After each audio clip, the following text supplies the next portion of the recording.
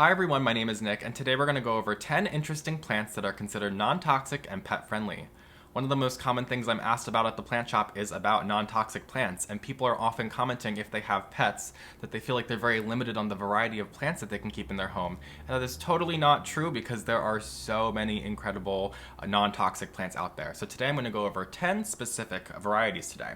So the first one I'm going to go over is Primulina sinensis, this beautiful fuzzy plant right here. And I do want to actually backpedal real quick and say that I'm going to be going over specific varieties or species of plants today. But if you kind of move over to the genus of plants, so for example, Primulina is the genus and Sinensis is the species, but all Primulinas are going to be considered non-toxic. But I'm just going to be talking about Primulina sinensis today. So if you're into Primulina sinensis or one of the other plants that I'm going to talk about today, definitely do some research on the genus, the more overall group of plants, because I'm just going to be talking about specific varieties or species today. Anyway, so this is Primulina sinensis and a very beautiful fuzzy silver plant, and this is what they refer to commonly as an Asian violet. So it's very closely related to African violets. So they're both Gesneriads, or they're both in the Gesneriaceae family. And this is a very striking plant. I keep this one in my kitchen because every time I'm doing dishes, I love to just look at this plant. However, I do like to keep this plant a little bit further away from the sink because this plant doesn't like necessarily getting cold water on its leaves. Doesn't necessarily mind warm water, but one particular thing about Primulinas and many Gesneriads is that they don't love cold water on the leaves. So just one thing in particular about this plant. So I do tend to water this plant with lukewarm water or warm water, and if I am doing cold water, which I don't normally water my plants with cold water, but I'll just be very careful to not get water on the leaves. They flower. They are a type of flowering plant. I do have one in my home, a Primulina YUNGFUENSIS, that is just about to bloom. I don't know if it'll be bloomed in time for me to show you it open in this video, but I'm very excited about that. But this one, I'm more keen on its foliage. As you can see, it's got that really nice silver variegation to it, as well as just some really nice fuzz, and I'm just seeing so much cat hair in these leaves as I'm holding it up to the light and it's just showing through. So yeah, forgive me, but a really, really cool plant. Primulina sinensis. I highly, highly recommend trying out Primulinas in general if you don't grow them already, because they're really underserved houseplants. The next one I want to talk about today is, pardon me as I have to reach for all of these, this is a Peperomia. So this is a Peperomia Napoli Nights, and this is a rather new variety of Peperomia on the market, and I'm really quite fond of it because I just love that blue-silver color that it has. But if I flip the leaves up, hopefully this one is, yes, it's got this nice like burgundy maroonish color to it. So I'm a very big fan of plants that have different colors on the alternate sides of the leaves, and I just think it's so striking seeing this blue color versus the red color. I think it's just fire and ice. They're polar opposites. These are actually the blooms right here, so they're rather insignificant blooms. Sometimes they do have a smell. This one does not, but I've yet to meet a Peperomia that smells good. Actually, that's not true. Some of them do smell kind of floral, but many of them smell like body odor or old food. They don't smell good. So it's not about the blooms, but it's more about the foliage. But what's so incredible about Peperomias, in my opinion, is that there are just so many varieties. So as I was saying, that this is in particular a Peperomia Napoli Nights, there are so many varieties of Peperomia. There are over 1,000 species, but I would say on the market readily available to us, there's roughly about, I'd say, 50 in my area of the United States. So there are just so many Peperomias to collect. So if you have bright light, as these plants do prefer brighter light, and they do prefer to stay on the drier side, you can have so many plants in your home. In fact, anytime people come to me and they're like, I feel kind of limited on the variety, I'm like, have you met Peperomia? Because there's over 1,000 species. So you can fill up your home with some lovely Peperomia. The thing about these I would say you have to be most mindful of is that they are quick to rot if you do overwater them. So I am very, very hands-off with my Peperomias. I have my little trick that I call the taco test, where I go to squeeze the leaves and I can kind of, if I'm going to squeeze them up like I'm folding it up like a soft taco shell or a hard taco shell, it is not really budging, and if I folded this leaf up all the way, it would snap and break. So I know, I can tell by the small amount of pressure I'm giving this that I shouldn't squeeze it anymore, or it would break. But when it's time to water my plant, it will have lost all of that water in its leaves, and they will lose their succulence, and I will be able to squeeze the leaves up like a taco shell with ease without it breaking. So I just think that's a very easy set and forget way, if you will, for me to figure out when it's time to water my peperomias without having to just stick my finger in or put my moisture meter in the soil. I can just tell by a quick feel of the leaves when it's time to water my plants. And the next one I would like to talk about today is, this is a Dischidia or a Dischidia. This one in particular is a Dischidia ovata. And I'm really into the leaves on this plant. It kind of reminds me of a peperomia that I'm quite interested in as well, which is Peperomia quadrangularis. But this is a little bit more pronounced with its veins. And this one, you might notice I still have it in this plastic pot. I actually have it normally in another pot, but I just wanted it to look kind of fancy for this video.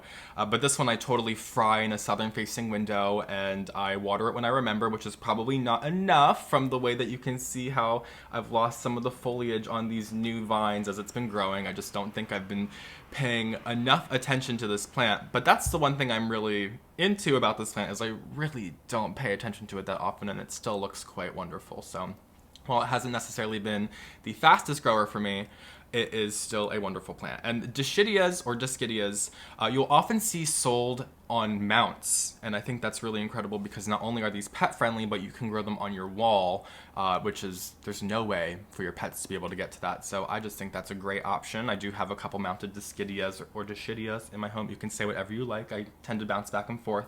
The worst thing I think you could do with your Dischidias is overwater them. However, if you are growing them on those mounts that I just spoke of, it is very difficult to overwater them. So if you have had issues with overwatering Dischidias in the past, if you try growing them on a mount, because I think you'll find a lot more success, as I have recently.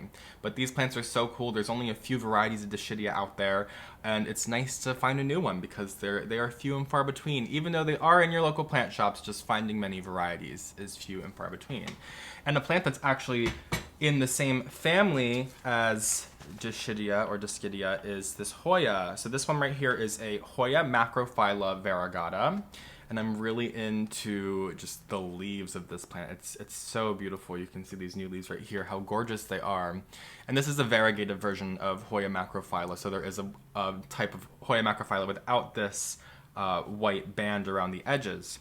And Hoyas, as well as Dischidias, are very drought-tolerant plants. They prefer a lot of light, so I do grow this one in a window as well. And you can see that this has this red blush, and you probably saw on my Dischidia ovata that it did have a little bit of a red blush to it as well. And that's because I am giving these plants a lot of sunlight. In my home, I have western and southern windows, which is a lot of sunlight. So I do like to put plants in the windows that can really take that light. And this Hoya, as well as the Dischidia, are plants that can really take that bright sunlight. So they're perfect for me in my home setting, but do keep in mind what kind of lighting you might have in your home.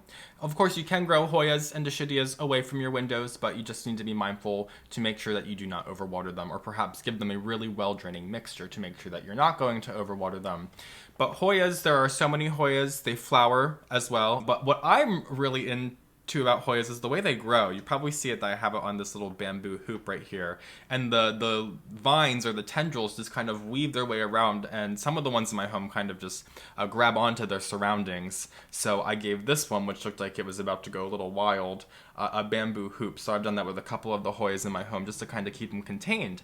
And I think this is a really great way to turn what is typically seen in plant stores as a hanging plant into a floor plant. So down the line, I could turn this Hoya into a quite nice trellised specimen that would look quite nice on the floor rather than on a windowsill or hanging up. So I think one of the biggest hurdles with pet-friendly plants is finding large pet-friendly plants, because there really aren't that many out there.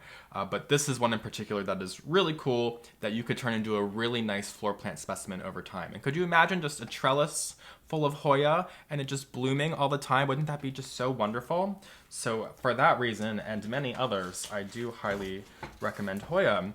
And one more plant that is actually also in the same family as the Dischidia and the Hoya is this ever so lovely string of hearts. So this is a variegated string of hearts, and they call this, or this is Ceropegia WOODII? Ceropegia WOODII variegata. And as I said, this is the variegated version, which is why it's so pink. And I also mentioned that I do have a very, very bright light in my home in the windows where I grow my plants. So that is another reason why some of my plants are going to have some very heavy red and pink tones to them. So if your variegated string of hearts in your home, if you do grow this one in your home, is not pink. It's a question I get asked very often. It just needs some more light. But this is a very easygoing plant. This is one of my tried and true plants that I've been growing for many years. I just love string of hearts. It is such a great plant to just hang up in a bright window, and you can put them off a little bit from bright windows as well. I just prefer growing my succulent plants inside windowsills, but these can do just fine away from windows if you don't have the space or the bright light available. But this is one that I rarely water. I think I probably water this one maybe like every 10 days or so, which I feel like is not a lot for a plant that's being fried in a bright window. And this one, just like the peperomias, I do use my taco test, as I can very easily feel when it's time to water this plant. But this is just one that I know is often sold small. Like, this is a very like long string of hearts, I would say, but they're often sold very small, like just inside the pot. And that's exactly how I purchased mine, and it's been about 1.5 years, I'd say, at this point, and it just looks so incredible. It's such an incredible specimen of plant. So if you do find these small, I do promise you that in due time you will have a wonderful string of hearts plant. But this is just such an incredible plant. I, of course, have to talk about it today because it is so low maintenance on the watering, as long as you have enough light for it. Okay, so another one that prefers a little bit more bright light would be this Rhipsalis PARADOXA, and Rhipsalis are jungle cacti. This one in particular needs a little bit more light. I'd say many of the other Rhipsalis I grow in my home have kind of finer foliage. You can see this is rather thick foliage. It's like as thick as my pointer finger. So this one does require a little bit more sunlight to grow adequately, although I've only had this one for like a month or two, so I can't necessarily speak on its care. But I've just noticed with my Rhipsalis that I grow in my home, the thicker the foliage, the more light it likes. The less thick the foliage, say my Rhipsalis bifurcatum, they don't require as much sunlight to adequately grow. But I do really enjoy Rhipsalis because I just did a video recently talking about plants that are impossible to kill, and I would consider Rhipsalis impossible to kill. As long as you're not overwatering them, I really do consider these plants impossible to kill. They really just do not mind practically anything. They recover so well if you forget about them and they kind of dry out a little bit, or if you do overwater them and you lose a little bit of foliage. I've been finding them very easy plants to recover. Rhipsalis are such, and jungle cacti in general, I'm pretty sure many jungle cacti are non-toxic, so don't quote me on that, but I know that Rhipsalis are such a wonderful choice for a hanging plant if you are looking for something a little bit more interesting that is non-toxic. Next, we're going to talk about the incredible Tillandsia tectorum. This is an air plant, and I feel like air plants are so incredibly underserved. They are such incredible plants, and I feel like the main reason why we all think we have such bad luck with air plants is because they are just so alien, and we don't treat them with the respect and attention that we treat our other houseplants with, and we often just like put them on a shelf or somewhere obscure that doesn't have remotely the care that they need. So this one in particular, as I said, is a Tillandsia tectorum, and I grow this in my south-facing window next to my succulents, and it loves life there. And I'm aware that this Tillandsia in particular it's very fuzzy, and the environment that it grows is on like cliffs, like on rocks, so it's very used to like arid environments, very similar to my succulents and cacti. So I give it basically that same exact care, and I pull it off the wall. It hangs out on the wall, and I pull it off the wall every like 10 to 14 days, and I give it a good spray with my spray bottle, and I just let it sit on the counter until it dries, and I put it back up, and this thing just lives. And it's just so interesting that it grows. Like it's so cool. So air plants in general are just so incredible. They're all non-toxic to pets, and you can hang them practically wherever. It's just like the mounts I talked about earlier, that you don't need to have them somewhere where your pets can reach them. Of course, you can hang any of the plants that I've been talking about today, but these are quite phenomenal in the aspect that you can quite literally put them anywhere. Of course, if you want them to grow and you don't want them to just die on you, you really should give them the care and the requirements that they deserve. So brighter light than you probably would consider, but so incredible, like such an incredible houseplant. So Tillandsia tectorum is one that I think takes the cake for me in terms of like my favorite air plants. So I really wanted to spotlight that one today. Okay, so next up, this is a Calathea ORBIFOLIA, and this one, not necessarily in the best condition. I actually have another one that's right next to me on the floor here, which is in much better condition, but I really don't feel like, you know, when I have this one available, I'm not going to pull this one up. I'll just show you guys some footage of it. But this is a great option for a floor plant, an interesting floor plant for pet owners, because we do have cats and we do have plenty of floor plants, but this area right here is like in our vision. For getting into it, it's in our vision of like the television. Thank you. It's in the vision of our television. So if my roommate's cat is hungry and he's like mad, or if he's like looking for trouble, he likes to chew on the plants right here. So we keep the Calathea orbifolia, because it's a pet-friendly plant, right here, dead in center. There's always a few ratty lower leaves that he can chew on if he wants to, which we don't encourage him to chew on the plant, but given we know he's gonna chew on the plant if he's mad, we have the pet-friendly plant right and ready to go. So just wanted to point that out and talk about that for a second. But this is my small, slightly less glorious Calathea orbifolia. And of course, all Calatheas are pet-friendly, as well as all prayer plants. But I would say that Calathea orbifolia is really the only one that I see sold large. I guess Stromanthe Triostar is sold large as well pretty often, but those are pretty hard to maintain. While I find Calathea orbifolia actually very, very easy to maintain as far as Calatheas go. But this one prefers brighter light, I would say. It prefers brighter light than many other Calatheas, definitely. And this one does not like to dry out. If it does dry out, it kind of like wilts a little bit, or the edges might curl up a little bit, kind of like you see here, but this isn't because of dryness. This is just because of improper care. But the one thing about Calatheas or prayer plants is that they don't love the things in our tap water. They don't love fluoride, they don't love chlorine, they don't love bromine. So if you can use distilled water is best. Filtered's okay, but distilled water is best, because it's going to get rid of those. It's not going to have those things in the water. That's the best bet for these plants. And if you are watering them over time with water that has those minerals in it, it's going to get brown tips, as you can see. And I've also heard that if you are not giving them the adequate humidity that they want, they will get a little bit of brown edging, which is typically something I notice as the new leaves are unfurling. So just something I wanted to point out. But this is such a great option if you are looking for a large floor plant, but you are very stuck on having a pet-friendly plant. This is the one I would recommend the most. I know they're a little difficult to find in like a large 10-inch pot. I mean, I found one, but I see them in 6-inch pots all the time. So if you can wait a year to really grow it out, I'm sure you can do it. And gosh, there are so many plants I have to talk about today. So this next one is an Aeschynanthus. So this is Aeschynanthus longicaulis. I think they also used to call this Aeschynanthus marmoratus.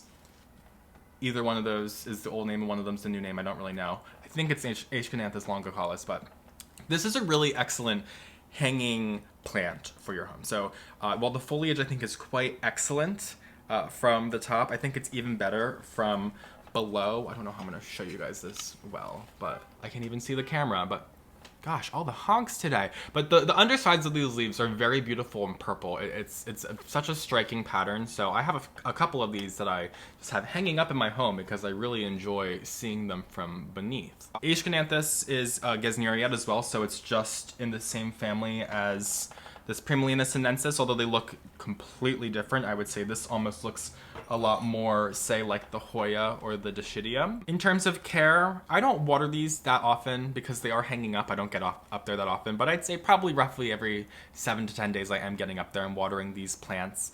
And I don't fry them in bright windows. I have them off a couple of feet each from southern windows, which are very bright windows, but they're kind of like hidden against the wall, I would say roughly like 3 or 4 feet away from those windows. So not receiving bright light by any means, but if I did give this one a little bit brighter light, I'm sure it would grow a little quicker for me. However, if I grew them in those south-facing windows, I think that would be just too much light, and I would probably get some spots of light damage on these leaves. So just one thing to keep in mind: you wouldn't necessarily want to fry any of your lipstick plants. I find that they don't do very well in those conditions. And one more to talk about today. This is my Platycerium bifurcatum, which is a staghorn fern, and this is just such a cool plant. I think this is one that is very, very common. You see these, every plant store has these in stock, and this is one that I have been personally trying to grow for many years. I think this is like my fourth staghorn fern, and I've had this one for probably over a year now at this point, but Yeah, so it's new success, but what I've learned about these is that they require much more light than you would expect. When you think of a fern, typically I think of a low light plant. Like I keep my maidenhair ferns and my bird's nest ferns in like the darker corners of my apartment, and they do fine as long as I remember to water them. But this staghorn fern has much thicker foliage. It's got this like white, like I don't know, like dusty coating on the leaves that you don't want to rub off. That probably protects it from the light. I don't really know. I'm trying to figure out why this plant loves really, really bright light. So this one I grow just like 2 or 3 feet off of my southern facing window, and that's where I've really found success with growing this plant. So you can probably see as well that this is just mounted on a piece of wood. You can purchase these mounted quite often on wood, but I just bought one and a piece of wood and some moss and some fishing line, and I wrapped it all up. And I have videos on how to do these if you're interested, so you can look that up, and I'm sure other people have videos as well. But this is such an interesting way to grow your plants. It's like vegan antlers, I always equate it to, because this is literally just leafy deer antlers growing on my wall. And it's so incredible. Now you're probably wondering, how do I water this? I literally just pull this piece of wood off the wall and I put it in the sink and I just soak all of this moss down. And I probably do that ideally like every 3 or 4 days, but it's totally fine if I do it once a week. And this is a very forgiving fern. So if I do not water this plant enough, I will just find it kind of wilted, rather than other ferns that you will find completely dried up and crisped and dead. So this is a very, very forgiving fern. But the one thing I do want to say about these is they definitely require more light than you would expect, because this is something you might want to just like throw it on the wall where it looks good, but you got to keep in mind that if it's not receiving enough light, it's not going to look very good for very long. So just one thing to keep in mind there. But that's going to about do it for today's video. 10 interesting pet-friendly plants. I hope that I opened your eyes to some really cool plants. I tried really hard to pick plants that you could find at your local plant shop. So I would say that every single one of the ones that I've talked about today, I can find locally, so I believe you could find it locally as well. But if you can't find them locally, I'm sure all of these would be very easy to find online on your favorite houseplant web store. So yeah, thank you guys so much for joining me today. If you don't already, follow me on Instagram at Philly Foliage, subscribe to my channel, and I will see you guys in my next video. Have a great day.